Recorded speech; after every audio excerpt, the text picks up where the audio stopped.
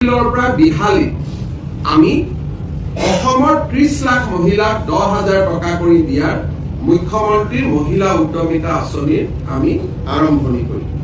নমস্কাৰ, সকলোকে স্বাগতম জনাইছো অন্য এক নতুন ভিডিঅ'ত। এইটো ভিডিঅ'ত আমি আলোচনা কৰিম যে যিসকল মহিলাই মুখ্যমন্ত্ৰী মহিলা উদ্যমিতা অভিযান আঁচনিৰ কাৰণে এপ্লাই কৰিছিলে, ফাইনেলি সিহঁতৰ যি 10,000 টকা সেইটো চৰকাৰে মুকলি কৰি দিব।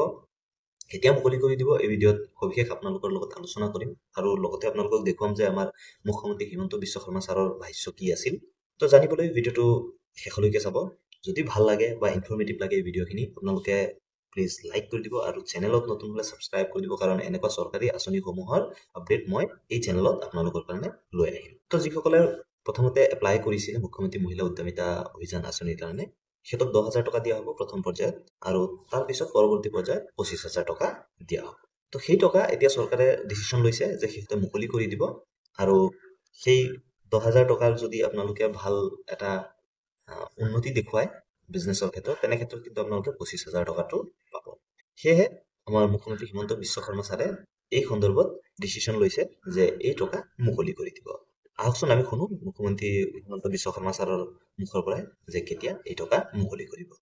মুখ্যমন্ত্ৰীৰ আসনৰ পৰা মই অসমৰ আত্মসহায়ক গ্ৰুপৰ সদস্যসকলক প্ৰতিশ্ৰুতি দিছিলো যে আপোনালোকক আমি উদ্যমিতাৰ বাবে নতুন নতুন আপোনালোকে যাতে সৰু সৰু ঘৰতে থাকি মৌ পালন, হেণ্ডলুম এই কামবিলাক কৰিব পাৰে, প্ৰথমে 10,000 পিছত আমি 25,000 টকাকৈ আগবঢ়াম।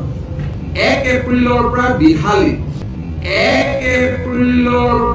বিহালীত আমি অসমৰ 30 লাখ মহিলাক 10,000 টকা কৰি দিয়াৰ মুখ্যমন্ত্ৰীৰ মহিলা উদ্যমিতা আঁচনিৰ আমি আৰম্ভণি কৰিম।